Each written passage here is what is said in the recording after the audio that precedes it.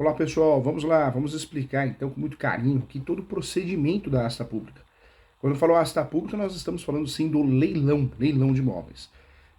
Na advocacia imobiliária e também na corretagem, esse é um segmento muito importante. Eu peço a sua atenção, atenção especial. Faltam bons advogados, boas advogadas, bons consultores, corretores de imóveis, especialistas nesse segmento. O direito imobiliário ele tem vários segmentos. Nós falamos que o direito condominial está crescendo muito, regularização de imóveis, parte contratual, registro, locação e administração de bens. Mas o leilão é um segmento muito interessante.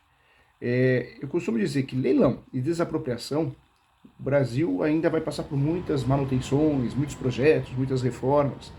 Então merece uma atenção especial. É um assunto que parece ser simples, mas não é. É um assunto que merece uma atenção especial, porque quando nós falamos de leilão, nós aprendemos muito pouco na graduação. Muito pouco. Aprendemos que a asta pública é leilão, que é o leilão judicial, e fica por aí. Né? Um conhecimento muito raso. Isso não é bom.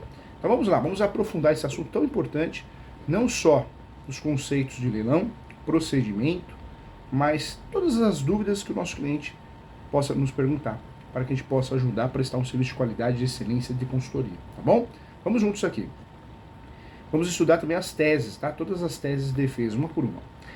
Quando eu falo de leilão, então, atualmente, a asta pública, nós temos dois procedimentos de leilão. O procedimento judicial. O procedimento judicial é porque o bem foi penhorado. Bem móvel, imóvel. Foi penhorado e o procedimento quer gerar liquidez, quer gerar dinheiro. O objetivo do leilão é uma máquina de transformar o bem em dinheiro. Se você parar para pensar, qual que é o objetivo do leilão?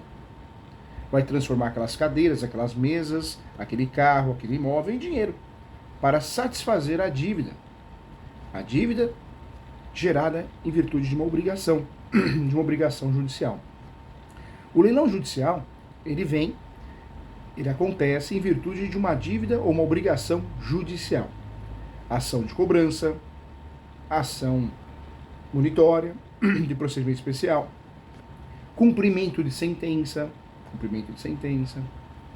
e também a ação trabalhista, a reclamação trabalhista. Então o bem é penhorado, o carro, a moto, o imóvel, e vai à asta pública. Esse bem sendo arrematado, o valor vai para satisfazer a obrigação. Então, esse é o objetivo do procedimento leilão: satisfazer a obrigação, para sanar o processo, para terminar o processo, para satisfazer a sentença, quando ela é pecuniária. O leilão judicial, por trás, nós temos um processo.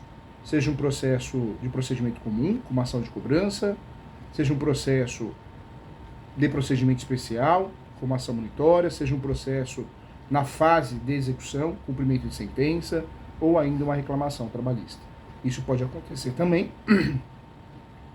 na esfera dos entes federativos, não é tão comum, mas acontece também. O Estado, a União, por falta de pagamento de tributos, bloqueia o bem e leva o bem à asta pública. Isso também pode acontecer. Mas o mais comum no Brasil são, sim, os leilões judiciais provenientes de ações judiciais. Ações no mundo empresarial, aquelas ações de cobrança, obrigação de fazer, cobrança de título, execução de título extrajudicial, ações trabalhistas, né? Então isso é muito comum.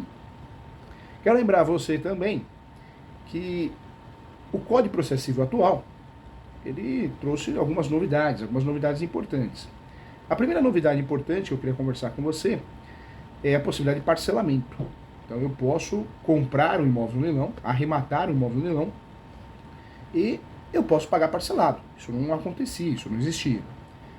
A segunda situação importante que o Código de Processo Civil atual trouxe para nós é o pedido de missão na posse dentro da ação judicial. Quando eu arremato o imóvel no leilão, quando eu compro o imóvel no leilão, que o termo correto é arrematar, se tem alguém morando lá no imóvel, o mutuário, o próprio mutuário, alguém que invadiu, alguém que não quer sair, aquele que arrematou o imóvel, ele pode buscar o Poder Judiciário para ter a desocupação. E essa desocupação ela vai ocorrer como, professor Júlio? Ela vai ocorrer através de uma ação chamada emissão da posse, ou pedido de emissão da posse. Professor Júlio, quando que eu uso a ação e quando que eu uso a emissão? A ação de emissão da posse eu vou usar toda vez que não existe um processo em andamento. Eu vou usar a ação de emissão da posse. Quando existe um processo em andamento, seja uma ação de cobrança, uma ação de execução, uma ação monitória, uma reclamação trabalhista, o processo está em andamento, que gerou a asta pública, que gerou o leilão daquele bem. Eu posso fazer um pedido, um simples pedido, que precisa da assinatura do advogado, para a emissão da posse. Então, o próprio juiz daquele processo pode gerar a emissão da posse. Eu não preciso fazer uma ação. Foi uma inovação interessante do Código de Processo Civil atual. Esse mecanismo é um mecanismo muito interessante para desocupar o imóvel, para aquele que arrematou. Cuidado, nós temos o pedido de emissão da posse e temos a ação de emissão da posse.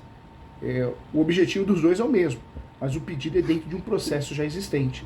Uma simples petição, onde você informa que o seu cliente arrematou o imóvel e você gostaria da ordem de emissão da posse com força policial. É um pedido simples, uma folha, 2 folhas no máximo. Tem que juntar documento. O documento que você tem que juntar é a prova da arrematação e também a prova do registro. Quando você arremata, você pega a carta de arrematação e registra no cartório de imóveis. Então, ponto importante também, tá? Então, o Código de Processo Civil ele trouxe novidades que nós vamos aprofundar uma por uma, e todas as teses de defesa. Voltando aqui, então, nós temos o leilão judicial. O leilão judicial é em virtude de um processo judicial. O bem vai a leilão para satisfazer a obrigação. Quero lembrar você, então, que no processo judicial, no processo de verdade, nós podemos fazer um pedido de emissão da posse dentro daquele pedido, ou melhor, dentro daquele processo que originou o leilão, tá? Então, fique atento em relação a isso. Vamos lá, olha só que interessante. A segunda modalidade de leilão, ela é mais simplificada. Nós estamos falando, sim, do leilão extrajudicial. Leilão extrajudicial. Professor, o que é o leilão extrajudicial? O leilão extrajudicial não tem nada a ver com processo, não existe processo. O leilão extrajudicial ele ocorreu, ou vai ocorrer, porque o banco autorizou, o banco que é proprietário, a instituição financeira, incorporadora. Quando você compra um imóvel no leilão, você, o nosso cliente, muita gente fala, eu sou dono, eu estou pagando a prestação, eu não estou pagando aluguel, é melhor pagar minha prestação do que pagar aluguel. Não é verdade, né, gente? Essa prestação, ela é dividida em juros remuneratórios e amortização da dívida. Alguns financiamentos você vai pagando só os juros remuneratórios, nem amortiza a dívida. Então, ou seja, você está pagando como se fosse um aluguel. A partir do momento que você deixa de pagar o financiamento imobiliário, na segunda até a terceira parcela, o leilão, com muita celeridade, ele vai ocorrer, o extrajudicial. Porque o banco que é o proprietário do imóvel, que financiou para você, que financiou para mim, através do financiamento imobiliário, alienação fiduciária, ele pode, está na lei isso, né? Na lei que regulamenta o contrato de alienação fiduciária, está lá. Ele pode fazer o quê? Ele pode pegar o bem e mandar a leilão. E é isso que ele vai fazer. Vai pegar o bem e vai mandar a leilão. Então, nós precisamos tomar muito cuidado com essa frase. Estou pagando financiamento imobiliário, estou pagando o que é meu. Não é bem assim. Você está pagando um aluguel e se você deixar de pagar, vai perder através de leilão. Tá? Então, leilão judicial, primeira espécie de leilão. Quais são as espécies de leilão, professor Júlio? Leilão judicial é aquele leilão que eu estou falando de um processo judicial, seja qual for, a esfera que for. E o leilão extrajudicial, eu estou falando sim de um leilão onde não tem processo nenhum. Não tem um processo no Poder Judiciário. O que existe é um contrato de alienação fiduciária, onde na falta de pagamento, eu, proprietário, eu dei a posse para você, financiei para você, você só vai se tornar proprietário quando me pagar, quitar, enquanto isso o imóvel é meu, como você deixou de pagar o combinado das prestações, eu mesmo, proprietário, banco, Itaú, Santander, Safra, qualquer banco, eu posso, através do contrato, mandar o imóvel a leilão. Então, muitas vezes é a falsa sensação de ser dono, né? É a falsa sensação de ser proprietário. E aí é o que eu falo para você. Numa situação dessa que você, ou o seu cliente, está vendo que vai perder o imóvel, porque não está mais aguentando pagar a parcela, não está mais suportando pagar a parcela. Qual que é a saída, professor Júlio? Talvez uma ação de rescisão de contrato. A ação revisional, eu já falei aqui, apesar de ter muita propaganda da ação revisional, na televisão, em rádio, né, que vai solucionar os problemas, que vai reduzir os juros abusivos de 50%, não é verdade. Nós sabemos que é uma ação totalmente perigosa, uma aventura jurídica. A ação revisional é uma ação que não tem causado efeito, é uma ação demorada, cansativa. Então, talvez a melhor opção, antes de deixar de pagar o financiamento imobiliário, é fazer uma ação de rescisão. Ah, mas eu vou ter que devolver o imóvel, eu vou perder o imóvel. Você não vai perder, porque se você vai perder, na verdade, vai ter muito mais prejuízo se você deixar de pagar a parcela, você e o seu cliente. Por quê? Você deixando de pagar a parcela, o imóvel vai a leilão. Leilão extrajudicial. E aí sim, se você não sair do imóvel, vai ocorrer a emissão da posse. Então, muito cuidado com isso, tá, gente? Muito cuidado. Oriente o seu cliente. O advogado tem a obrigação, no financiamento imobiliário, onde o cliente lhe procura, eu sempre falo isso. Quando o cliente lhe procura e ele tem um financiamento imobiliário e está atrasado, ou ele está com muita dificuldade de pagar, e ele procura você como advogado ou como advogada, poxa, ter coragem de cobrar honorários para não orientar nada, ter coragem de cobrar honorários para entrar com a ação errada, volto a falar, ação revisional, é muito difícil ter êxito, a chance é menor que 1%, pode ainda, né, gerar recursos, porque normalmente você não ganha em primeiro grau, segundo grau também não, terceiro grau, tudo isso tem despesas processuais, as taxas judiciárias. No Brasil, eu tenho que pagar para recorrer.